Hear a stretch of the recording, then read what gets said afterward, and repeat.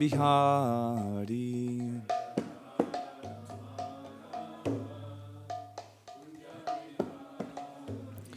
Gopi Janavalabha Giridhari.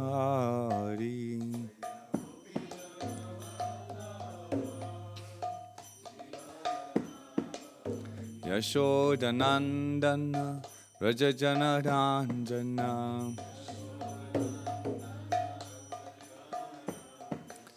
Yamunatiravanachariyam Jaya Radha Madhava Kunjabihari.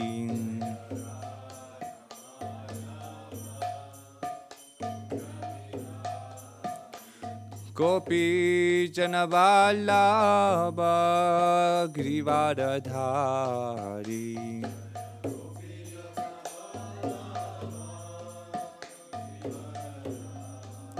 Yashodanandana Vrajajanaranjana Yashodanandana Vrajajanaranjana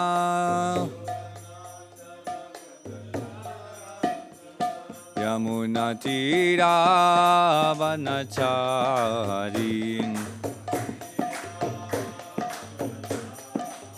Yamunatiravanachariyam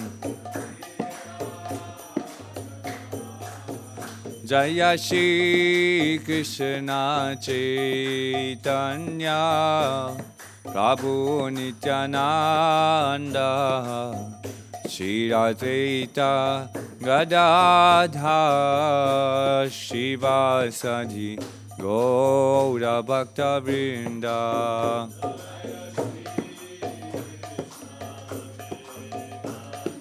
Chaitanya.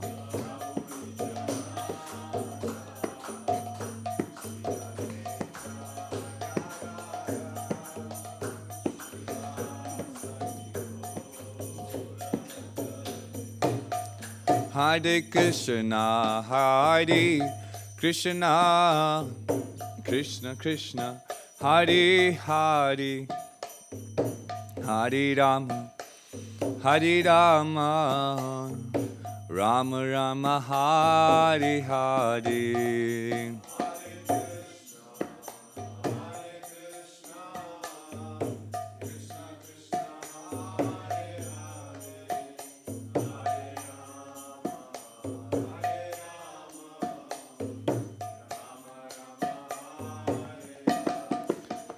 Hare Krishna, Hare Krishna, Krishna Krishna, Hare Hare, Hare Rama, Hare Rama, Rama Rama, Hare Hare.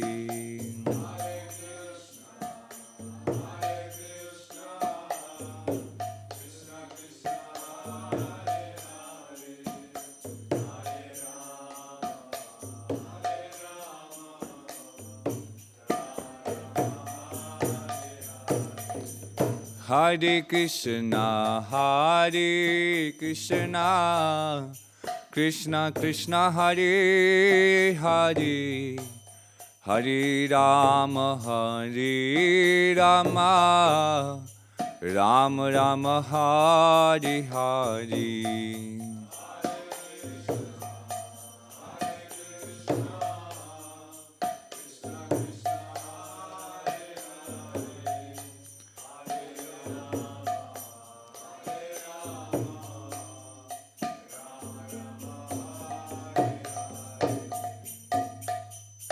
Shri Radha Madhava ki.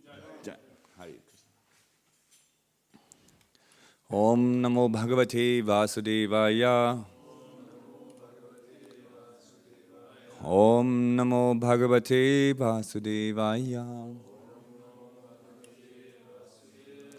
Om Namo Bhagavate Vasudevaya.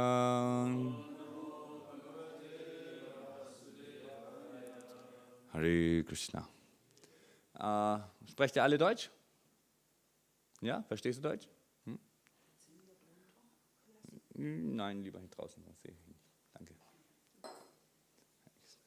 Verstehst du auch Deutsch? No, no German, only English. How about you?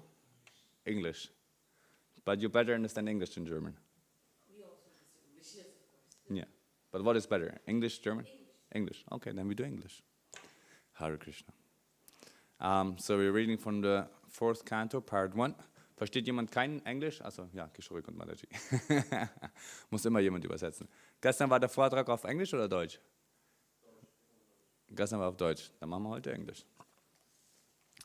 From the 4th canto, chapter 11, text number 27. 11:27. Here we go. Tam evam nityam amritam tatha daivam. Tam evam nityam amritam tatha daivam. Sarvatmanope jagat parayanam. Yasmai balim vishva srijo haranti. Yasmai balim vishva srijo haranti. Gavo yatha vainashidamayantrita.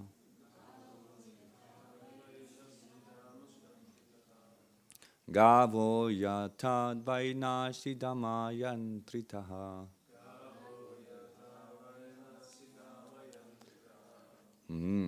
So, we need to analyze this verse first before we chant more. Tam means unto him. No, don't need to repeat. Eva means, what means Eva? Who knows? Yeah, certainly. Very good. Mrityu. Who knows Mrityu? Yes, death. Mrityum. And Amrita. Nectar or immortality. Mrita, no death. Amrita, no Mrityu. So, unto him, Tam Eva, unto him certainly, there's no death, no death. Tathai Daivam means my dear son. Tata and Daivam, the supreme, like the gods. Deva Daivam means unto the gods. So Daivam. So it's conjugated. So it means unto the supreme, certainly, my dear son, there's no death. Death and immortality. So interesting. Then Sarva Atmana. What could that mean? All souls. Yeah, very good. Here, I would also say all souls. Here it says in all respects. Interesting enough. Upehi, surrender. Jagat, everybody must know this one. Yes, the world, yeah, the universe, the world. Parayanam, what does it mean?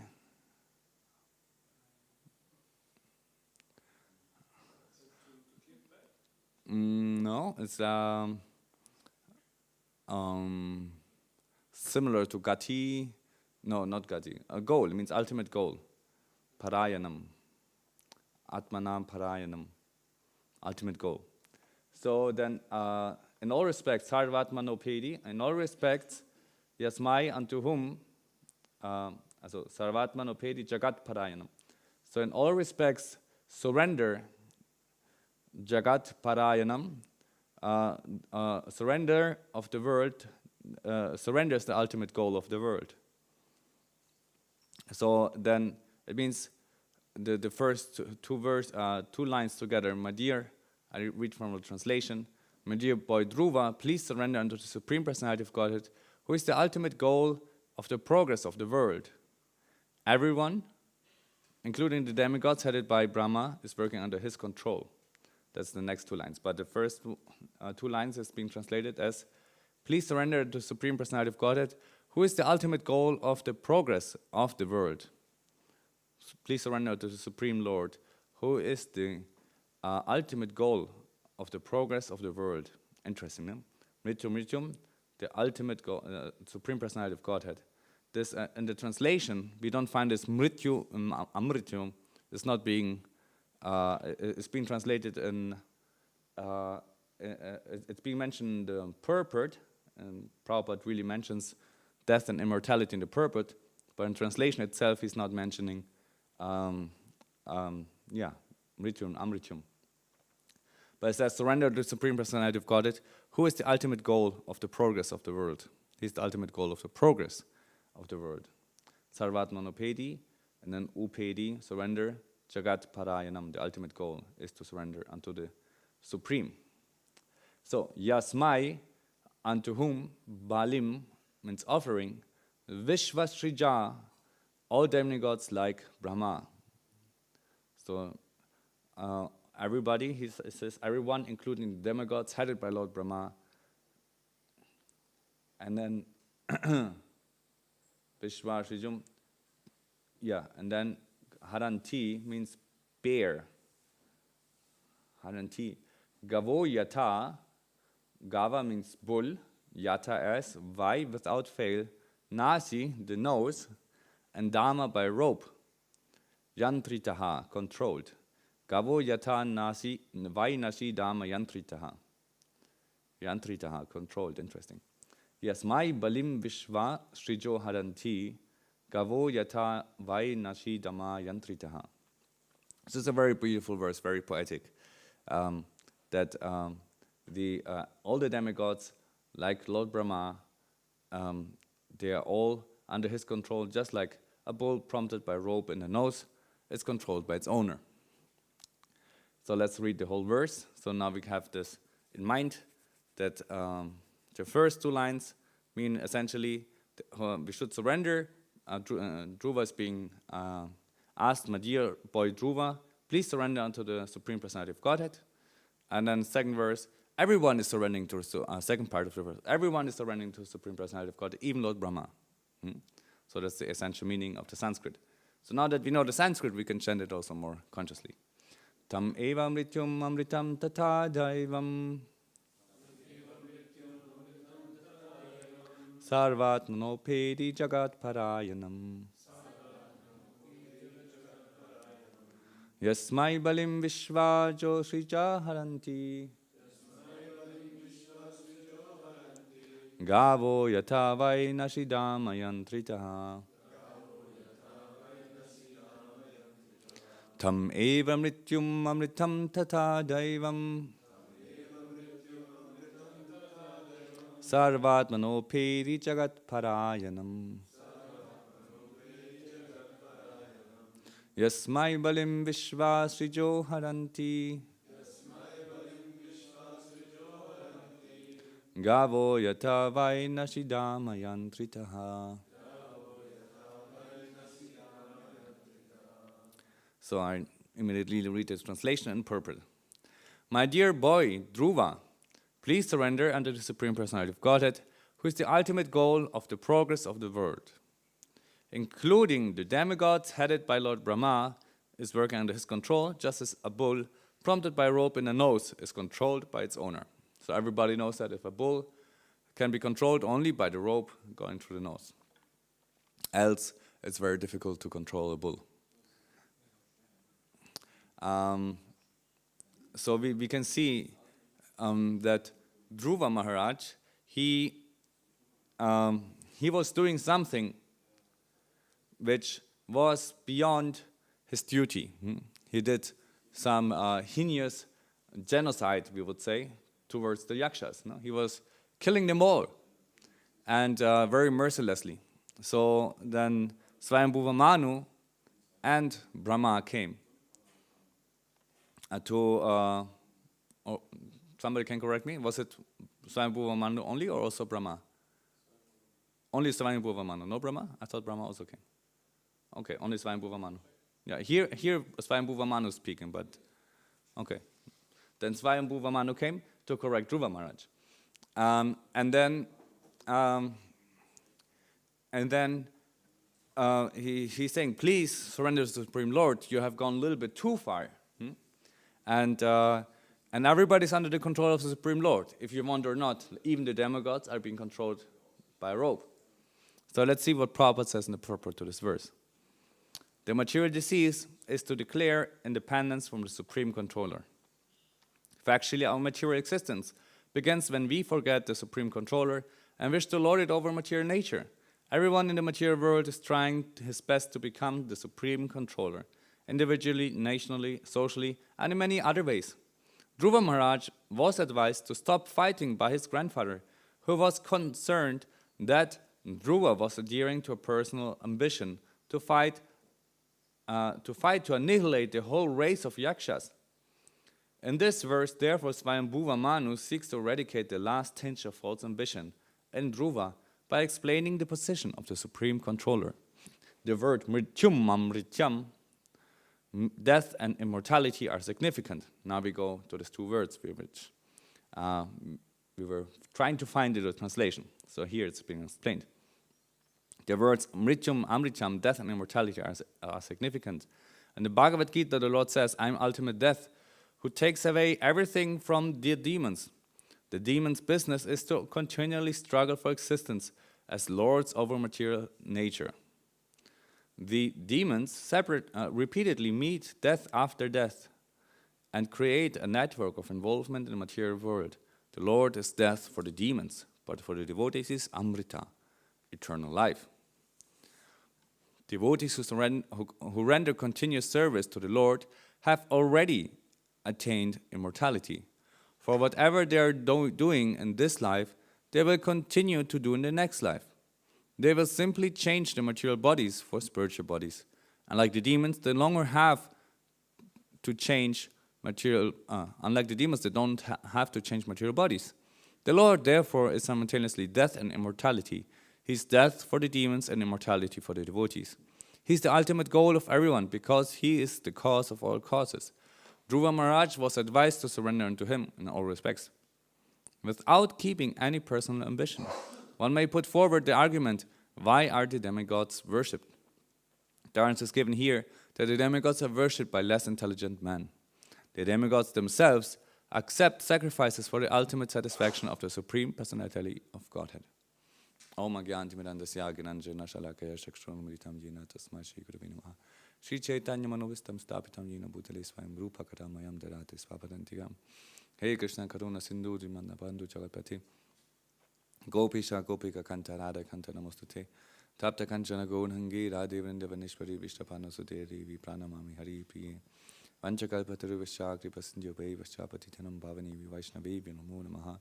Namo Vishnu Padaya Krishna Prashtaya Bhutale Srimati Karamakanana Samji Namni.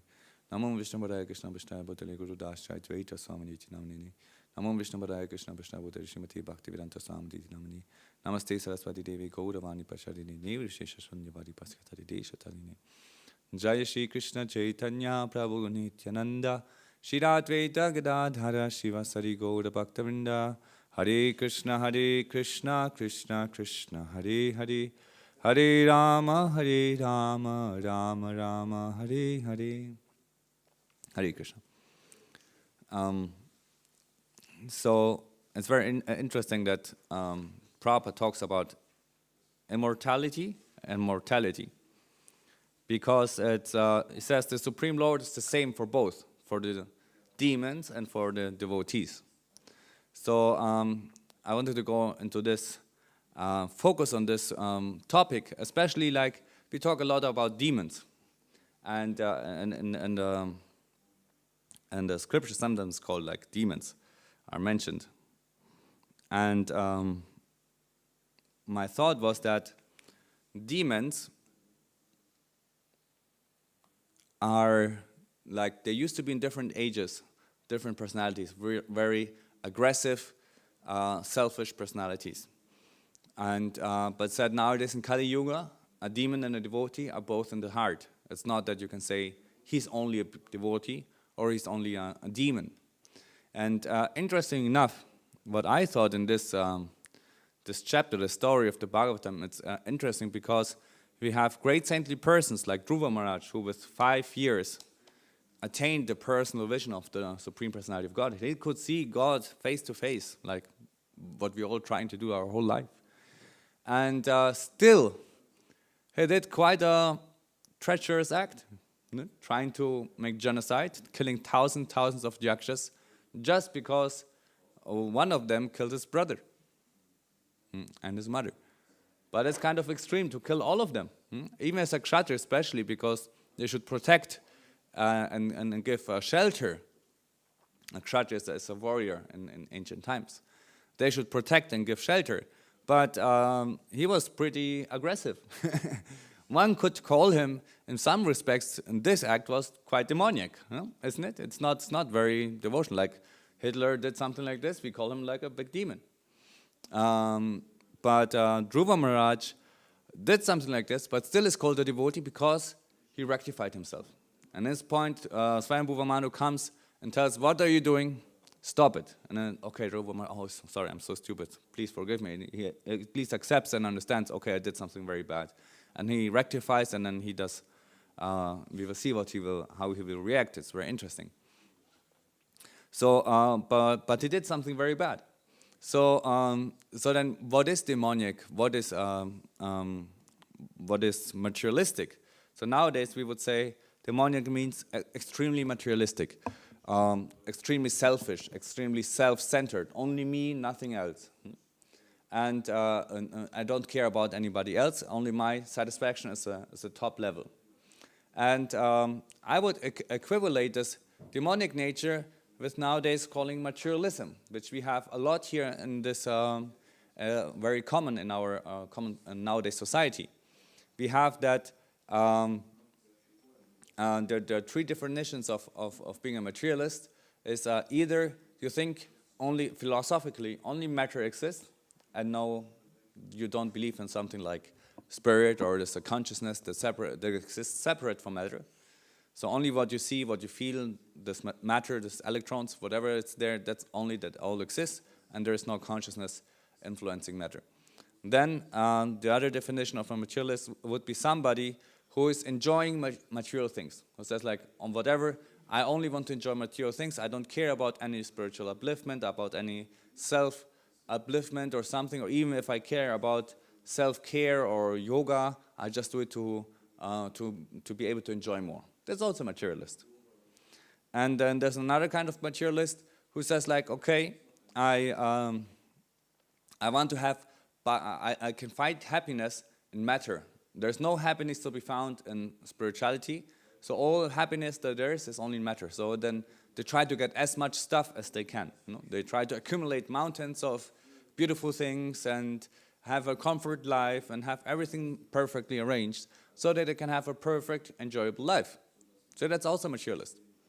And then, in my view, also there's another materialist, which is taking even spirituality as a means for their enjoyment. They come to God and say, please give me a beautiful car, beautiful wife, beautiful house, beautiful this, beautiful that, and all glories to you. Jai Jagadisha Hari. Yes. So there's this approach to just want something material. Of course, we all have. We want protection from all this material inconveniences, especially as a family man. We need to protect our family, our children, our wife, our home needs to be protected. So we ask for protection and shelter and guidance in our life. But it's not for the sake that, oh, I want to have a beautiful life so that I can enjoy. Because some approach God like this, and this is then what Prabhupada calls it's like business mentality. It's not anymore devotion, but it's business. Like Dhruva Maharaj, he saw God face to face, and we get to serve the Lord, have a clear vision. We hear Bhagavatam, we have clear mind, and then still we act in a very materialistic way sometimes, where we sometimes think, actually, listening. We have an opportunity to either eat some nonsense, or to sit in the lecture and listen to Hari Katha. And then sometimes we decide, okay, let me eat some nonsense. So our life can be like very unbalanced in this regard, where we think, okay, well, what is what is that what I want? Even though we call ourselves spiritualists, we focus more on just having a comfortable spiritual life. That's the next fine-tuning of our spirituality. Am I doing spirituality only so that I feel better? Or am I pursuing spirituality to actually purify myself and understand what's behind it? And usually in the progress of devotional service, this ambition gets purified.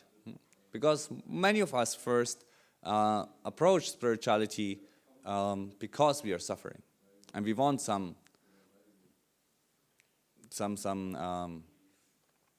to cool down from the pangs of material suffering in different ways. So there is always this urge to enjoy. But if we focus our urge to enjoy more on regards to spirituality, then we will naturally satisfy ourselves, like feel satisfaction, because we are not trying to enjoy our own self. It's as soon as you step away from yourself, even just seen socially, if you do something for somebody else, you have more energy, you become more happy. But if you do it for yourself, immediately you become egoistic and it's that you become very self-centered, but also it's you limit yourself. You limit the opportunity of your enjoyment only to yourself. If you try to satisfy or serve many others, then you give so many opportunities. If one of them you can make happy, then you also become happy, which is amazing. You expand your opportunity of enjoying happiness even more. So it's a smart move, even seen from a materialistic point of view. And then I wanted to say that materialists, demons, they will never want to die. Why? Because demons and materialists, they want to enjoy matter. So that, as I said, everything for them is matter. Whatever exists is matter. Only the happiness is matter.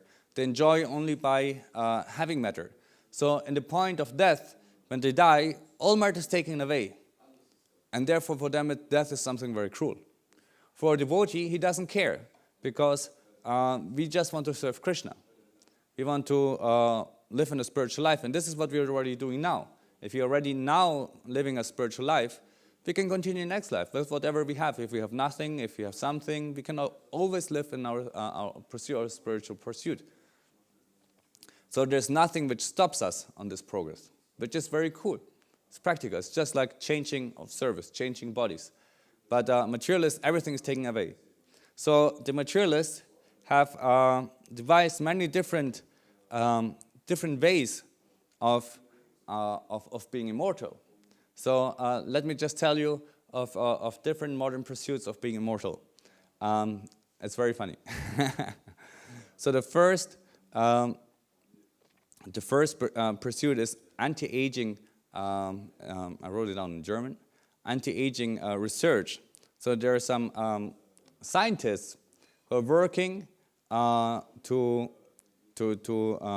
slow down the aging progress, and even try to reverse the aging progress, that instead of becoming older, you become younger or rejuvenated. And they're called telomerase therapies and Stammzellenforschung. I don't know how to say this in English, but there are different kinds of research. And it's all part of the anti-aging research. There's another idea that they try to do by genetically modifying the DNA, and thus taking out the aging progress of the human being. Then there is something which is quite known for some of you. It's called cryonic. It means that you freeze the bodies. There have been some millionaires, especially in America, it's very funny, has been known that some millionaires, they are very rich people, they want the bodies to be frozen because they believe in one point of time, scientists will be so far that they will unfreeze me and I will have, and I will live again. So, and I pay a huge amount of money. I wanted to research how much, but I didn't find the number. how much it costs to freeze yourself and preserve yourself until the time comes, and you need to pay for some years, 100 years, 200 years freezing. Who knows if the company goes bankrupt, what to do? If there's an electricity shortcut, who knows? Nobody will complain because you're ready. So then there's something else. They have the idea of consciousness uploading. So they try to use, it's called mind uploading. It's the idea to upload your consciousness onto a computer or digital medium and somehow preserve your consciousness in some way or another. And they're really researching. It's like, sounds for us like childish things, but there's so much money going in this direction because people are so afraid. If you really build up an imperium, like you have billions of dollars, and you're so much afraid to lose it all, that you actually, invest so much money in it. There's been like there was the Great Depression, and the stock market failed, and there was a millionaire. He had, before the whole crash, he had like 300,000, and the next morning he woke up, he only had 150 million. $150 million.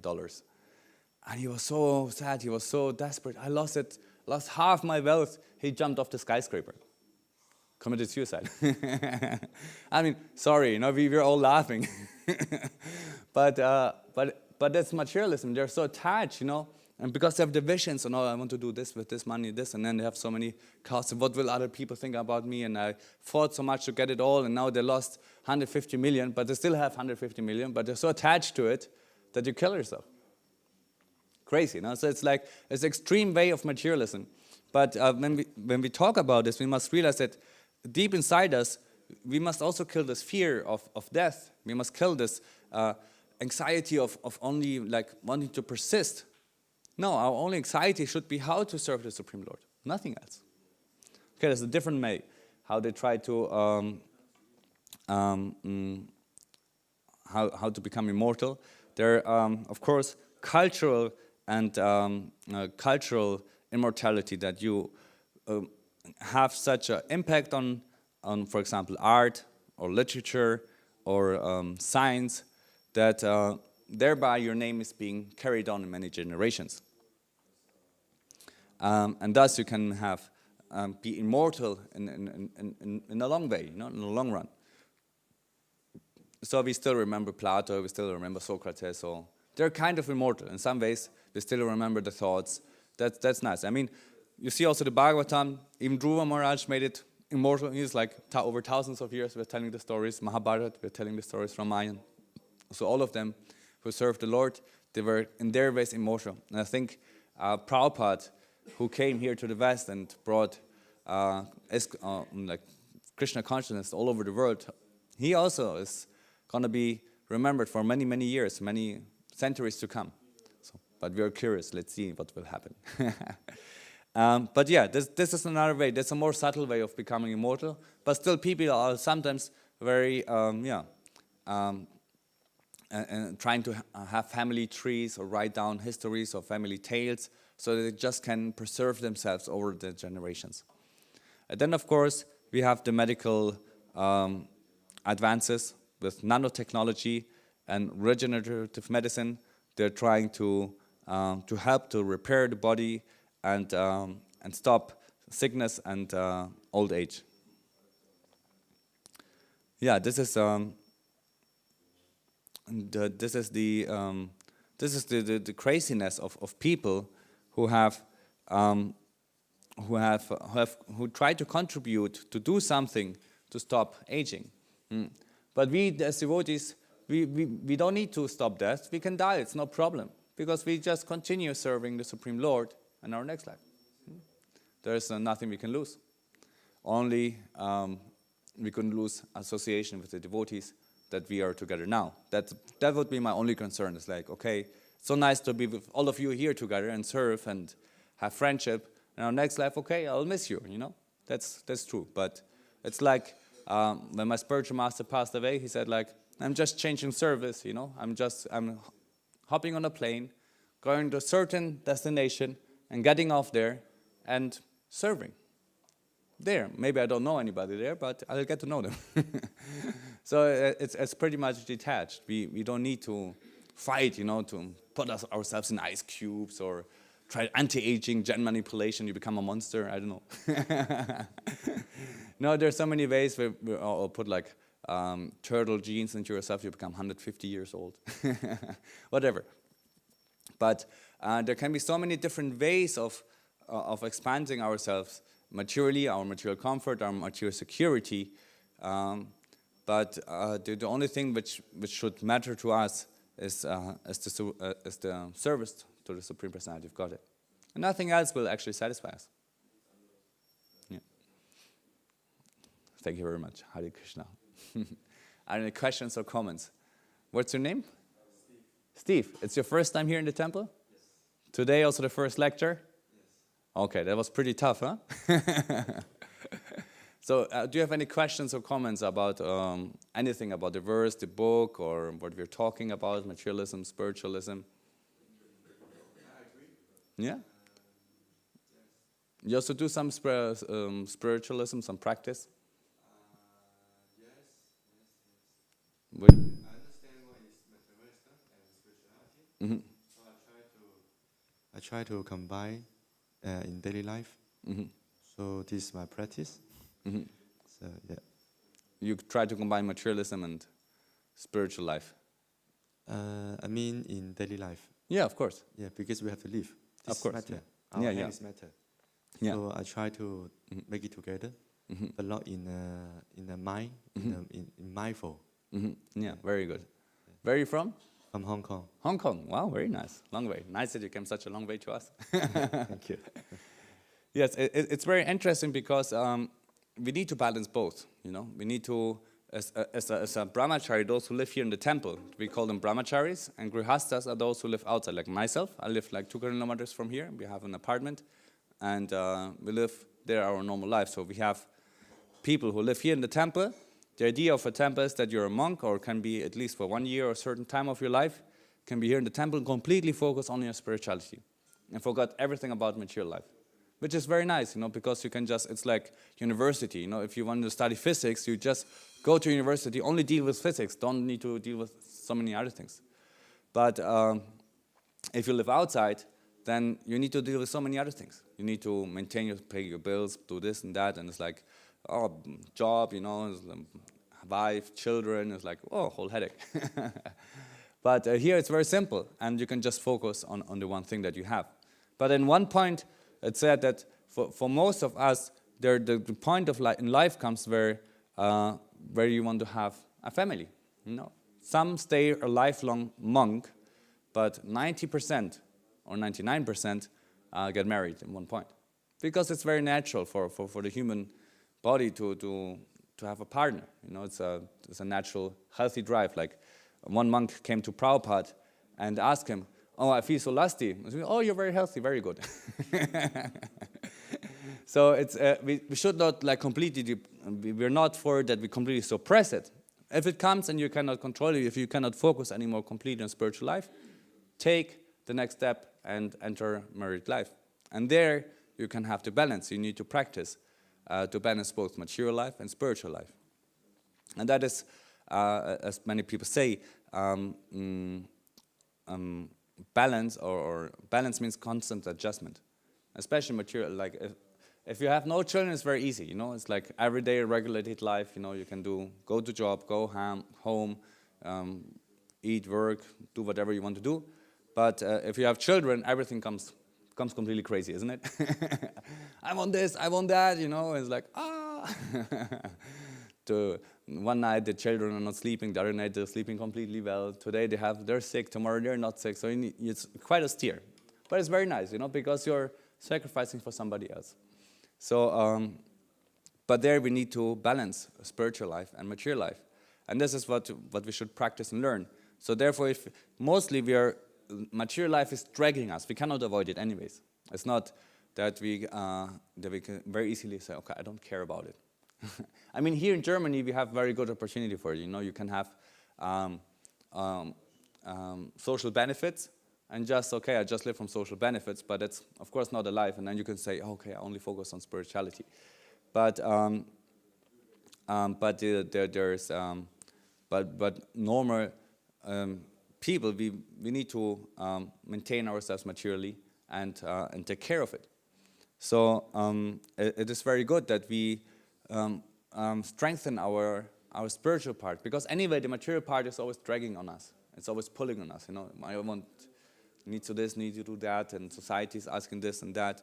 But we need to take care of our spiritual part, and if we foster our spiritual part, then we will be able to balance both of it.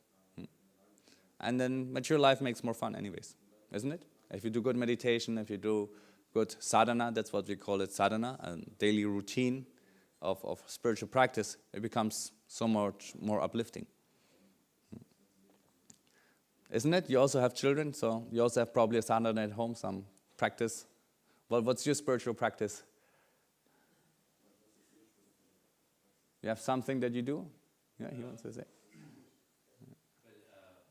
do kind of meditation, Mm-hmm. not a religious meditation regularly, but Mm-hmm. from time to time, whenever I get some time, I try to meditate for myself, Mm-hmm. benefit from the positive energies.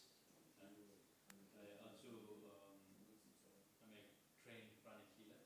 Prana healer. Oh, wow, that's very nice. So that also helps me to keep myself healthier, Mm-hmm. family, friends, and yeah.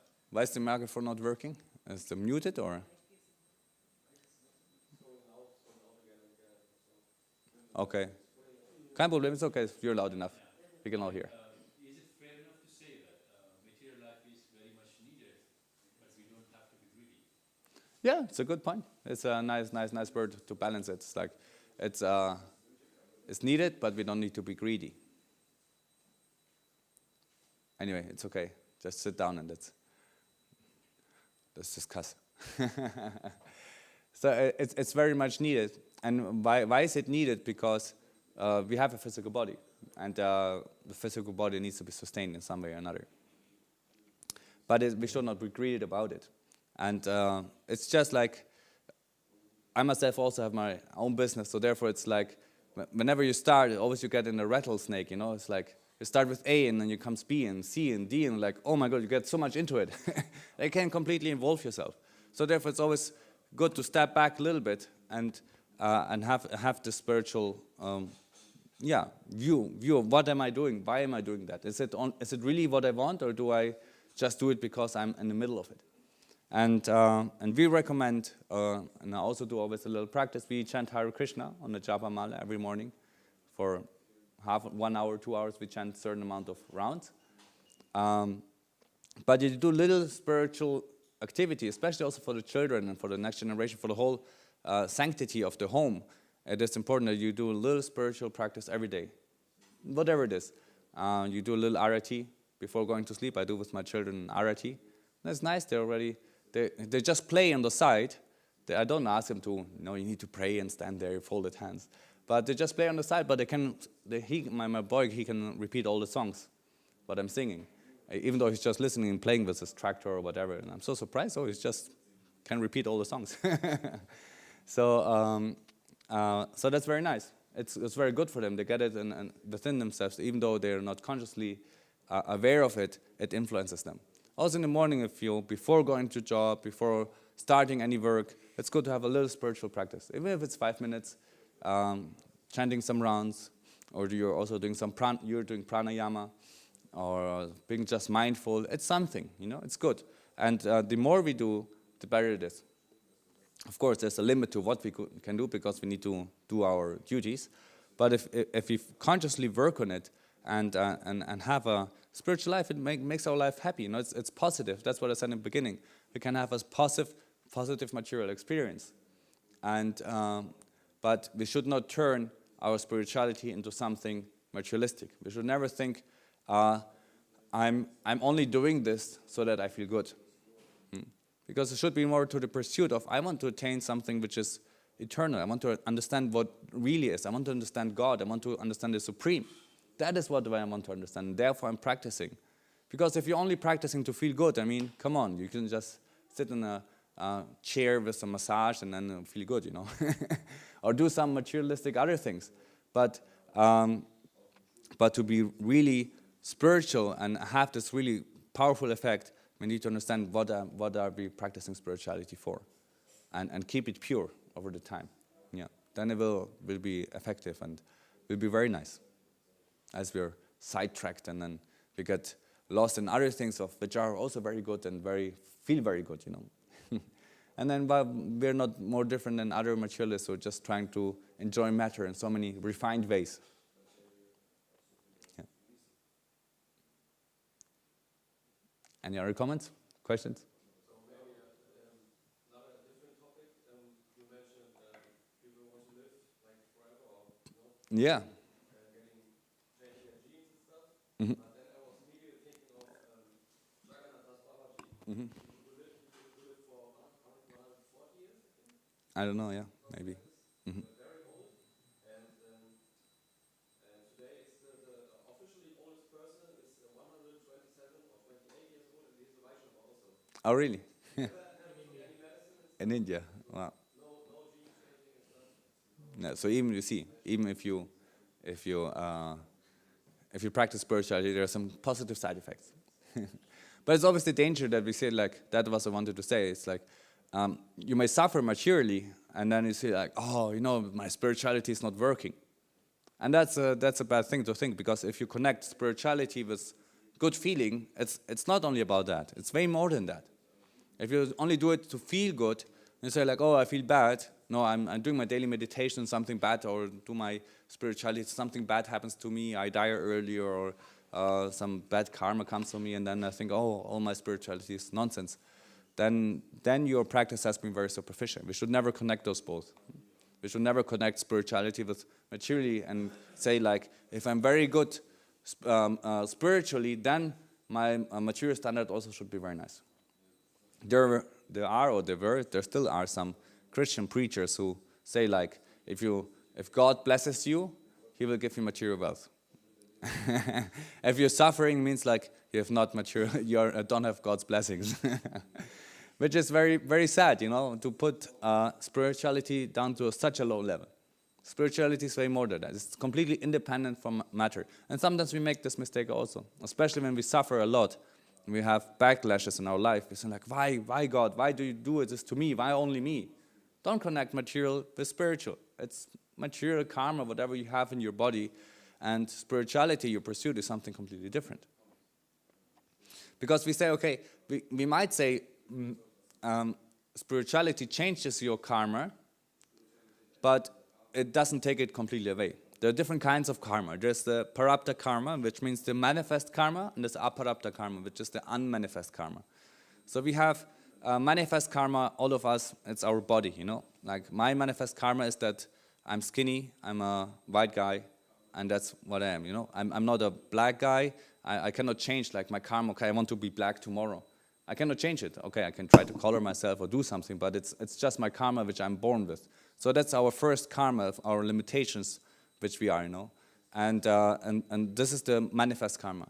So with this manifest karma, we need to live for some time. As long as we are in these bodies, there's prone to be some sicknesses, something which we already came along in with birth. So even if we practice spirituality, it will be there.